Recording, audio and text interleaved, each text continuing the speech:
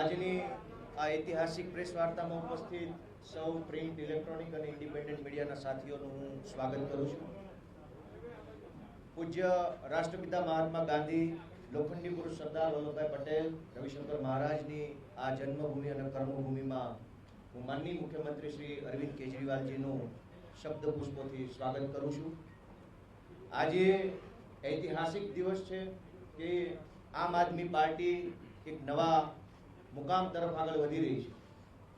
આમ આદમી પાર્ટીમાં આજરોજ ગુજરાતના સૌથી પ્રતિષ્ઠિત અને લોકો જેમને ખૂબ પ્રેમ કરે છે એવા પૂર્વ મીડિયા કર્મચારી માનનીય ઈશુદાનજી ગઢવી આજરોજ આમ આદમી પાર્ટીમાં જોડાઈ રહ્યા છે.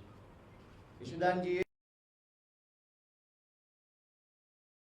જે મીડિયા છે તેમાં રહીને એક વિપક્ષ તરીકેની મજબૂત ભૂમિકા નિભાવવાનું કામ કર્યું છે. ચાહે વેપારીઓના પ્રશ્નો હોય, ખેડૂતોના હોય, વિદ્યાર્થીઓના હોય, વાલીના હોય, બેરોજગારોના હોય, આઉટસોર્સ કોન્ટ્રાક્ટ કર્મચારીઓના હોય કે કોઈ પણ પ્રશ્નો હોય, આ તમામ પ્રશ્નોને મજબૂત વાચા આપવાનું, સરકારના બહેરા કાન સુધી પહોંચાડવાનું, નિડરતા ભર્યું અને લોકતંત્રને બચાવવાનું કામ માનનીય ઈશુદાનભાઈએ કર્યું છે. ઈશુદાનભાઈના આમ આદમી પાર્ટીમાં જોડાવાથી બેશક આમ આદમી પાર્ટીની શક્તિ વધી છે, અનુભવ વધ્યો છે.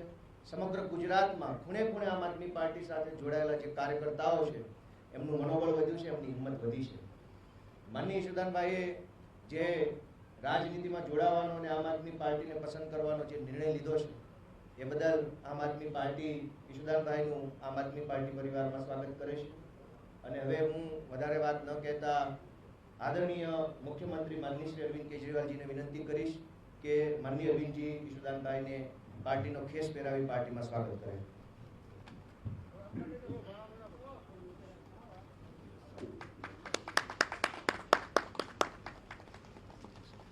स्वागत है आपका. Thank you. Welcome to the party. Thank you.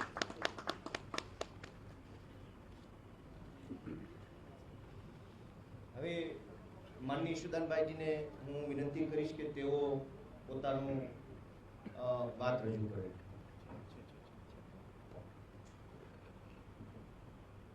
जय माता जी, जय श्री कृष्ण. मंचस्थ विराजमान लोकप्रिय मुख्यमंत्री दिल्लीना अरविंद केजरीवाल जी, प्रदेश अध्यक्ष आम आदमी पार्टी माननीय गोपाल इटालिया जी, प्रभारी श्री गुलाब सिंह यादव जी, संगठन मंत्री मनोज सोरठिया जी, सौ आम आदमी पार्टी कार्यकरो और पत्रकार जी.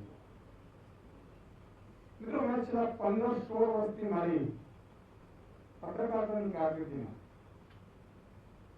मैं क्यारे लोकोना अवाज उठावવાનો प्रयास કર્યો, પણ ક્યારેય વિચાર્યું નહોતું કે હું પણ એક દિવસ આ સ્ટેજ ઉપર હોઈશ અથવા તો આવી મારી કોઈ મહેચ્છા નહોતી.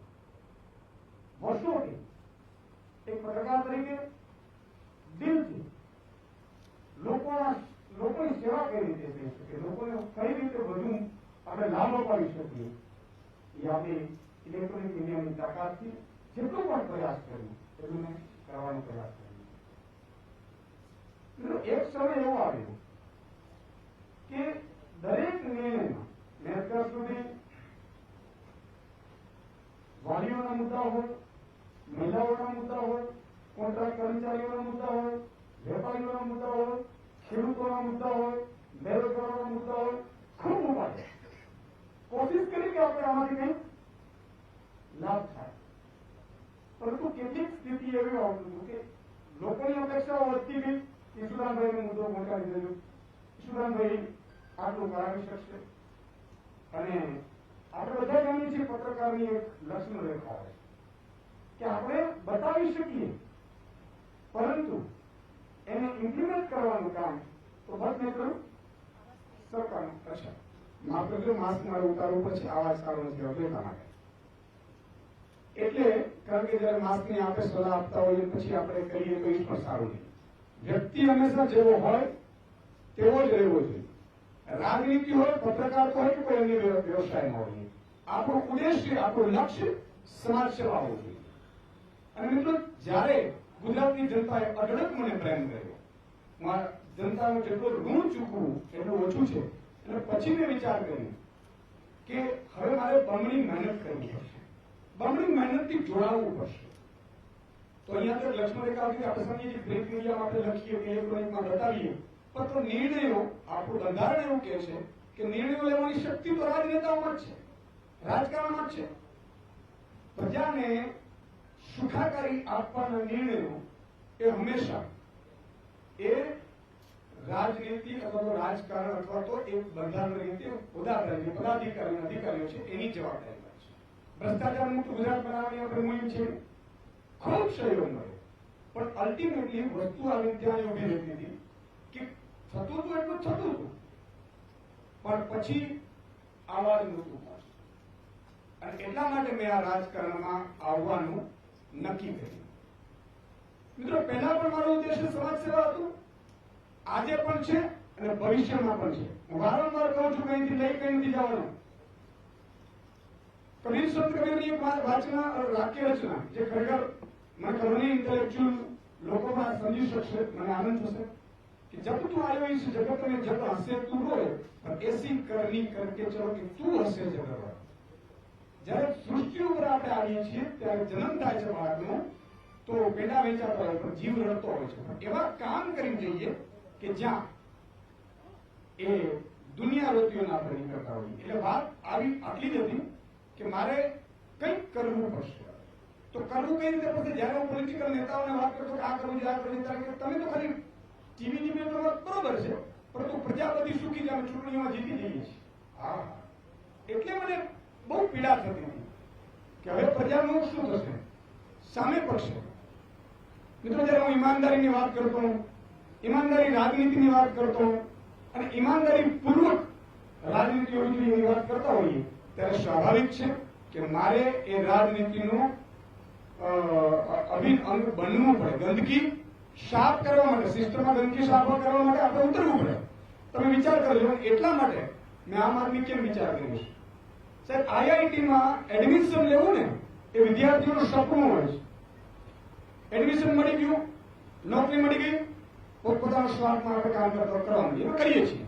એનાથી અટકે યુપીએસસી પરીક્ષા પાસ કરવી એટલે એ તો એક મોટું સપનું હોય છે. એ પણ પાસ થયા પછી જોઈન્ટ ઇન્કમ ટેક્સ કમિશનરની જયારે પ્રજાની, અને એ પહેલા પણ મેક્સેસ એવોર્ડ જેમને મળ્યો છે. જો ઈમાનદારીની વાત કરતા હોઈએ તો આપણે પાર્ટી પણ એવી જ વિચારવી પડે, એવા જ લોકો સાથે જોડાવવું પડે કે જેનું ઉદ્દેશ્ય, જેનું લક્ષ્ય માત્ર સમાજ સેવા હોય. અરવિંદજી, હું અરવિંદજીની વાત કરી રહ્યો છું કે એમને બધું છોડી સાહેબ અને જનતાની સેવામાં આવી ગયા. નહીં તો એને શું ઘટતું હતું? સરકારી નોકરી મળે બધા પોતાની બ્યુરોક્રેટ્સ હતા, પણ છતાં ઈશ્વર ધાર્યું વધારે કંઈક સારું કરાવવું છે. અને એટલા માટે દિલ્હીમાં જુઓ તમે, પૂર્ણ રાજ્ય નથી, છતાં એમણે જે કોશિશ કરી એજ્યુકેશન, હેલ્થ, હું ખૂબ જ એનાથી ઇમ્પ્રેસ થઉં છું. એટલા માટે માની લો કે ત્યાં કેજરીવાલજી એમ કહે કે ભાઈ રાજનીતિ તો ગંદી, હमें नहीं जाना चाहिए, રાજનીતિ તો कुछ और कर लेंगे. તો આજે દિલ્હીના લોકોને એ ફ્રી એજ્યુકેશન, સારા એજ્યુકેશનની સ્કૂલો ના મળે. આજે દિલ્હીના લોકોને મોહલ્લા ક્લિનિક ના મળે. આજે બીજી સરકાર આવી જાય, ફલાણી જાય તો બીજી આવી જાય. અને એટલા માટે સાહેબ ગુજરાત ઇતિહાસ બદલવા જઈ રહ્યું છે. ગુજરાતમાં આપણે નક્કી કર્યું છે કે લોકો એવું કહેતા હતા કે સુરેશભાઈ વાત સાચી, મતદાનની વાત સાચી, મતદાન કોને કરીએ, વિકલ્પ તો જોઈએ. આજે હું લોકોને આહવાન કરું છું, ગુજરાતના લોકોને, કે એક ઈમાનદાર વિકલ્પ તમારી સામે ઉભો છે અને એ ઈમાનદારીમાં અમે ખરા ઉતરવાનો પ્રયાસ કરીશું સાહેબ. 2-5% કદાચ મને ખબર નથી વાયદાઓ કરીએ પૂરા થાય કે ન થાય, પણ બનતી કોશિશ એવી કરીશું કે રાજનીતિમાં જે ગંદકી છે એને સાફ કરવાની કોશિશ કરીશું. આજે બુટલેગરો, આપણે શું કે તમારે રાજનીતિમાં ન આવવું જોઈએ, તો શું આ બુટલેગરોથી આપણે રાજ ચલાવવાનું છે? શું ભ્રષ્ટાચારીઓથી રાજ ચલાવવાનું છે? સામે પાસે જયારે વાત આવી વિપક્ષની, તો સાહેબ કોંગ્રેસ પણ નબળી પડી, જેના કારણે ઉજળવનમાં એરંડો પ્રધાને કહેવત છે એમ ભાજપ કોઈ પણ નિર્ણય કરે, 100 રૂપિયા પેટ્રોલ ડીઝલ પહોંચે તો અમે જીતી જશું ને, કારણ કે વિકલ્પ જ નહોતો એની સામે. આજે જનતાને વિકલ્પ તો જોઈએ. જનતા નોટામાં મત કરતી હતી સાહેબ, લાખોનો નોટામાં મત પડતા હતા. અને વારંવાર કહેતો હતો અને કહી રહ્યો છું, ત્યારે માની રહ્યો છું, કારણ કે ત્યારે મારી ભૂમિકા અલગ હતી, આજે ભૂમિકા અલગ છે. કારણ કે લક્ષ્મણ રેખા હતી ત્યાં સુધી મારે માત્ર ને માત્ર એ પત્રકાર તો ધર્મ નિભાવવાનો હતો. આજે હું જાહેરમાં કહું છું, ભાજપ અહીંયા લોકપ્રિય નથી, એનો વિકલ્પ નહોતો સાહેબ. આજે ગુજરાતમાં આજે ઘણા લોકોએ કીધું, મને ખબર છે કે આ યુદ્ધનું મેદાન છે, કોની સાથે લડીએ છીએ એ પણ ખબર છે, પણ શું ડરીને રહેવું? શું આમને આમ થવા દેવું, લૂંટ થવા દેવી? ગુજરાતને આટલો ભ્રષ્ટાચારી ઉતારીને નાનો નાનો નાગરિક છે, એ ટેક્સી ચાલક હોય, રિક્ષા ચાલક હોય, બસ ચાલક હોય, ફીઝને લઈને સાહેબ 25% ફી માફી કરવા માટે ગળા છે સુકાઈ ગયા હતા. તો મારી એટલા માટે અમે નિર્ણય લીધો છે, ગુજરાતની જનતાને આહવાન કરું છું કે આ નિર્ણય સંપૂર્ણ તમારા માટે છે. સ્વાર્થ માટે નિર્ણય હોઈ ન શકે ન તમારી. અને મેં પણ જે સ્ટેટથી હું છોડીને આવ્યો છું, મને પણ સારી નોકરી હતી, સારો પદ હતું, સારી પ્રતિષ્ઠા હતી, સારી સેલેરી હતી, ઘટતું શું હતું મારા? તોય જનતાની વચ્ચે જવાનું એટલા માટે નક્કી કર્યું સાહેબ કે જનતાની અપેક્ષા એટલી વધી ગઈ હતી. અને હું છેલ્લા 4-5 દિવસમાં ગામડાઓમાં હું 20,000 લોકોને મળ્યો, પ્રયાસ કર્યો મેં સાહેબ. લોકોનો જે પ્રેમ છે, લોકોની જે આશાઓ બંધાણી છે, ઈશ્વરને પ્રાર્થના કરી કે આશાઓ પ્રાપ્ત કરાવો છે. આજે મુદ્દો એ છે, વાત ઈમાનદાર રાજનીતિની છે. અને સૌ યુવાનોનો છેલ્લે આહવાન કરું છું, હું સૌ આમ આદમી પાર્ટીના મિત્રોનો પણ આભાર માનું છું. અને દરેક યુવાનને, મહિલાઓને, બહેનોને એ વિનંતી કરવા આવ્યો છે કે આજે તમારો ભાઈ આપણી ભાવિ પેઢી માટે, આપણા ગુજરાત માટે, આપણી ગુજરાતની અસ્મિતા માટે, ભ્રષ્ટાચાર મુક્ત ગુજરાત બનાવવા માટે, ખેડૂતો માટે, વેપારીઓ માટે, મહિલાઓ માટે સાહેબ આ મેદાનમાં ઉતર્યો છું. હવે સાથ આપજો, અને સાથ એટલા માટે આપજો કે આ પરમાર્થ માટેની લડાઈ છે, ધર્મ વિરુદ્ધ અધર્મની લડાઈ છે. સામે ગમે તેટલા હોય, મહાભારતનું યુદ્ધ થયું તો દુર્યોધનની સાથે ભીષ્મ પિતાથી માંડીને કર્ણથી માંડીને બધા હતા, પણ જીત હંમેશા ધર્મની થાય છે. આજે કૃષ્ણ છે, ગુજરાતની જનતા છે. ભલે મારે અર્જુન બનવું પડે, મને વાંધો નથી, પણ અપીલ કરું છું કે એક સાથે સહયોગ આપજો, સાથ આપજો, અને તમારી આશા ઉપર ખરા ઉતરવાની પૂરેપૂરી કોશિશ કરીશું. અસ્તુ. Thank you. आभार माननीय ईश्वरा जी. आपने माननीय मुख्यमंत्री महोदय जी से निवेदन करूंगा कि वो अपनी बात रखेंगे.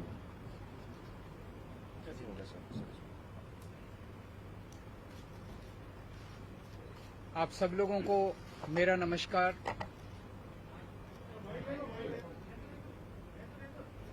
आप सब हेलो. आप सबको मेरा नमस्कार. मंच पे मौजूद यशुदान भाई, गोपाल भाई, मनोज भाई, गुलाब जी और मीडिया के सभी साथीगण, सबसे पहले मैं आपको एक छोटा सा किस्सा सुनाना चाहता हूं. आज सुबह सुबह मैं दिल्ली से अहमदाबाद आया. अहमदाबाद एयरपोर्ट से जब बाहर निकल रहा था तो एक कर्मचारी ने मुझे रोका. कहता है सर सेल्फी खिंचवानी है आपके साथ. सो उन्होंने सेल्फी खिंचवाई. फिर मुझसे पूछा कैसे आना हुआ. मैंने कहा यशुदान जी आम आदमी पार्टी ज्वाइन कर रहे हैं. कहता है अच्छा. वो कहता है यशुदान तो गुजरात का केजरीवाल है. तो यशुदान जी, गुजरात की जनता आपको बहुत प्यार करती है, आपको हीरो के रूप में देखती है. गुजरात के लोगों ने आजादी के लड़ाई में बहुत अहम भूमिका निभाई. देश के सबसे बड़े नेता गुजरात की धरती ने दिए, और केवल नेता नहीं दिए, आम लोगों ने भी आजादी की लड़ाई में बड़ी बड़ी शहादतें और कुर्बानियां दी. देश आजाद हुआ, पूरा देश रियासतों में बटा हुआ था. फिर सरदार पटेल ने बीड़ा उठाया कि देश को एक करना है. रात दिन 24 घंटे मेहनत करके उन्होंने पूरे देश को इकट्ठा किया. उसके बाद क्या हुआ? पिछले 75 साल अधिकांश कांग्रेस और बीजेपी की सत्ता की कहानी है। और आज गुजरात की जो हालत है वो बीजेपी और कांग्रेस की सरकारों की कारस्तानी है। पिछले 27 साल से गुजरात में एक ही पार्टी की सरकार है, लेकिन पिछले 27 साल इन दोनों पार्टियों के गठजोड़ की कहानी है, दोनों पार्टियों की दोस्ती की कहानी है। कहते हैं, मुझे नहीं पता, आपको तो ज्यादा पता होगा, कि कांग्रेस बीजेपी की जेब में है। जब जब बीजेपी को जरूरत होती है तो माल कांग्रेस सप्लाई करती है। ऐसे कैसे चलेगा? गुजरात की कौन सुध लेगा? आज गुजरात के किसान आत्महत्या कर रहे हैं 75 साल के बाद। गुजरात के सरकारी स्कूलों की बुरी हालत है, गुजरात के सरकारी अस्पतालों की बुरी हालत है, गुजरात के व्यापारी डरे हुए हैं। डरने की क्या जरूरत है? अब तो देश आजाद हो गया, किसी की हिम्मत नहीं है। अभी कुछ साल पहले मेरा एक दौरा लगने वाला था। गुजरात का एक बहुत बड़ा चेंबर ऑफ कॉमर्स है, उन्होंने मुझे इनवाइट किया। ऐन वक्त पे गुजरात के अथॉरिटीज ने उन पे प्रेशर डाल के मेरा दौरा कैंसिल करा दिया। ये क्या बात हुई? गुजरात के व्यापारी डरे हुए, और पिछले 1 साल के अंदर कोरोना काल के दौरान जिस तरह से गुजरात को अनाथ छोड़ दिया गया, ऐसे लगा जैसे गुजरात के लोगों की सुध लेने वाला कोई नहीं है, गुजरात के लोगों का ख्याल रखने वाला कोई नहीं है। ऐसे हालात के अंदर यशोदान गढ़वी जी ने जो निर्णय लिया राजनीति में आने का, मैं यशोदान जी को तहे दिल से बहुत बहुत बधाई देता हूं। उनको क्या जरूरत पड़ी थी? जब किसी का करियर खत्म हो जाता है, जब किसी को कोई पूछने वाला नहीं होता, तब अगर कोई छोड़ छाड़ के राजनीति में आए तो समझ में आता है। लेकिन अगर कोई अपनी करियर की पीक पे अपने करियर को लात मार के राजनीति के अंदर आए तो वो गुजरात की जनता के लिए आ रहा है। पिछले कुछ सालों से यशोदान जी अपने टीवी चैनल के और अपने कार्यक्रम के जरिए एक एक आम गुजराती की आवाज बने हुए थे, उनकी आवाज उठाते थे। लोग उनके साथ अपने आप को रिलेट करते हैं। आज गुजरात का हर व्यक्ति यशोदान जी के साथ रिलेट करता है। लोगों को लगता है कि वो हमारी आवाज उठा रहे हैं, लेकिन सिस्टम के बाहर रह के आवाज उठा के समस्याओं का समाधान करवाने की अपनी एक सीमा है। सिस्टम के बाहर रह के हम नुक्स निकाल सकते हैं, शोर कर सकते हैं, आंदोलन कर सकते हैं, टीवी के ऊपर आवाज उठा सकते हैं, डिबेट कर सकते हैं, न्यूज में दिखा सकते हैं। लेकिन अगर सामने वाली सारी पार्टियां मिली हुई हों और उनको सुनने की जरूरत ही नहीं, अगर सामने वाली पार्टियां कहे जो करना है कर लो, हमें तो कोई परवाह नहीं है, तुम जितनी आवाज उठानी है उठा लो, हमें तो कोई परवाह नहीं है, चुनाव का नतीजा तो पता ही है, हमें तो जीतना ही है, तो फिर क्या करेगा कोई आदमी? तो इन्होंने तय किया कि अब सिस्टम के अंदर जाके, कीचड़ के अंदर उतर के कीचड़ को साफ करना पड़ेगा।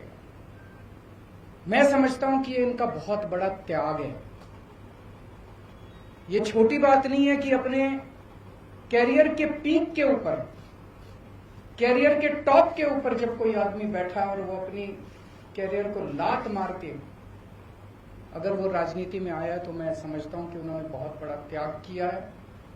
मैं इनको बहुत बहुत बधाई देना चाहता हूं, इनके त्याग को सलाम करता हूं। और मैं समझता हूं कि जो आम गुजराती आज विकल्पहीन हो गया था, उसे लगता था कि विकल्प ही नहीं बचा गुजरात की राजनीति के अंदर, ये दोनों तो एक ही हैं, इनको वोट देना है, इनको वोट देना है, कोई फर्क नहीं पड़ता है, एक ही है ये दोनों। आज उनको एक सार्थक विकल्प मिला है। गुजरात के अंदर बैठा हुआ भी हर आदमी देख रहा है कि अगर दिल्ली के अंदर बिजली मुफ्त हो सकती है, 24 घंटे बिजली हो सकती है, तो गुजरात के अंदर बिजली इतनी महंगी क्यों है? गुजरात के अंदर बैठा हुआ आदमी देख रहा है कि अगर दिल्ली के अस्पताल 5 साल के अंदर इतने अच्छे हो सकते हैं, दिल्ली के स्कूल 5 साल के अंदर इतने अच्छे हो सकते हैं, तो 70 साल के अंदर गुजरात के स्कूल और अस्पताल अच्छे क्यों नहीं हुए? अब होंगे, अब बदलेगा गुजरात। अब यशोदान भाई ने जो बीड़ा उठाया है, मैं भगवान से प्रार्थना करता हूं, आज हम सब लोग मंदिर में बैठे हुए हैं, पवित्र स्थान पे बैठे हुए हैं, मैं भगवान से प्रार्थना करता हूं कि जो सपना, गुजरात के लोगों का सपना पूरा करने का जो यशोदान भाई ने संकल्प उठाया है, वो यशोदान भाई, गोपाल इटालिया जी, मनोज भाई, इनकी पूरी टीम गुजरात के 6 करोड़ लोगों के साथ मिलके, अब सब मिलके गुजरात को बदलेंगे। बहुत बहुत शुक्रिया।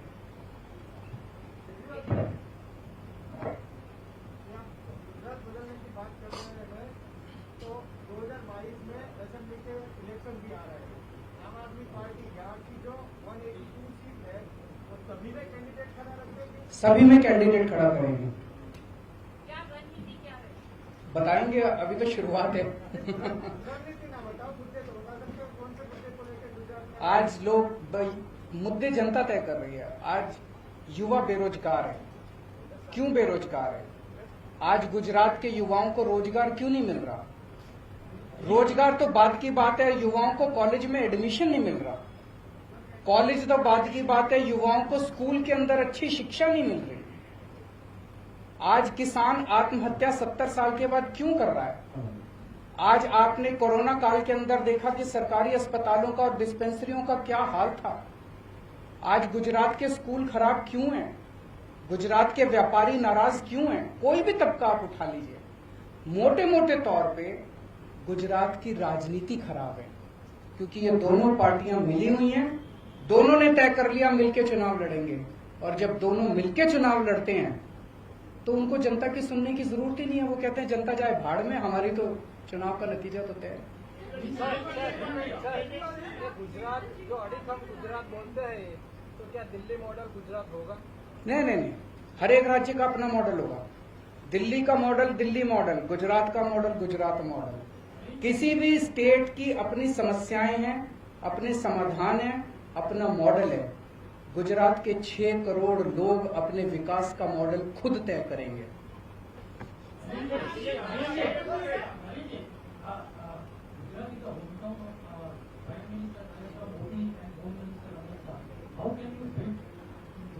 How can you? देखिए, मैं किसी इस वक्त नेता या उसके किसी का खिलाफत करने के लिए यहाँ नहीं आया। मैंने जनता के मुद्दों की बात की है। उन जनता, क्या आप मानते हैं कि आज गुजरात के युवा बेरोजगार हैं? आप मानते हैं? क्या आप मानते हैं कि अस्पतालों को सुधारने की जरूरत है? आप मानते हैं? क्या आप मानते हैं कि किसान आत्महत्या कर रहे हैं? आप मानते हैं? हमारी राजनीति जनता के मुद्दों से जुड़ी हुई है। हम किसी नेता के खिलाफ नहीं है, हम किसी पार्टी के खिलाफ नहीं है, हम जनता के विकास के लिए काम कर रहे हैं, हम भ्रष्टाचार के खिलाफ हैं। अभी गुजरात में जो आपकी पार्टी के साथ 2 मुख्य चेहरे, वो पत्रकार 2022 का इलेक्शन आप किसके चेहरे पर लड़ेंगे? जनता के चेहरे पे लड़ेंगे।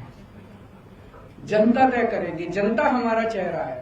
दिल्ली के 2 करोड़ लोगों ने मिलकर राजनीति बदली है, केजरीवाल ने राजनीति नहीं बदली। केजरीवाल तो छोटा सा आदमी है, मेरी कोई औकात नहीं है। 6-7 साल पहले तक केजरीवाल को कोई नहीं जानता था।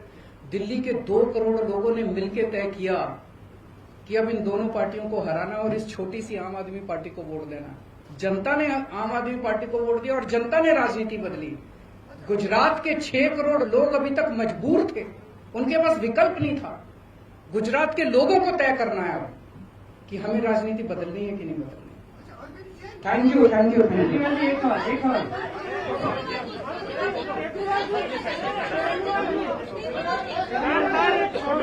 हाँ, सभी लोग प्रदेश कार्यालय पहुंचे।